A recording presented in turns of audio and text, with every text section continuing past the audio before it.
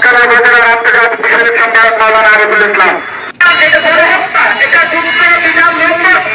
আল্লাহ তাআলা স্পষ্ট ভাবে কোরআনে আয়াতে পুরো কথা বলেছিলেন, যারা এভাবে যুদ্ধ বিধান লঙ্ঘন করবে, অঙ্গীকার ভঙ্গ করবে, ফাকাতিলু আইম্মাতাল কুফর, কুফরের যারা বড় বড় নেতা আছে, ইসলামের পিছনে যারা দাঁড়িয়েছে, তাদের বিরুদ্ধে কিতাব করতে হবে মুসলমানদের জন্য। ঠিক না ভাই?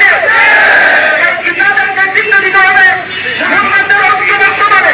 আমরা আবেগী ভাবে কয়েকটি মিছিল করলাম, শেষ হয়ে যাবো, কিছুই হবে না ইসরায়েলে। আমাদের ঐক্যবদ্ধ হতে হবে, আমাদের খেলাফত ব্যবস্থা উন্নত করতে হবে এবং খেলাফত ব্যবস্থার মাধ্যমে এই ইসরায়েলের পিছনে যে আমেরিকা বারবার তাদেরকে অস্ত্র দিচ্ছে, জাতীয় সংঘ তাদেরকে বারবার সহযোগিতা করে যাচ্ছে, তাদের বিরুদ্ধে ঐক্যবদ্ধ মুসলমানদের জিহাদি কাফেলা প্রস্তুত করতে হবে। মিনাল্লাহি ওয়া ফাতহুন করিম ওয়া বাশশিরিল মুমিনিন।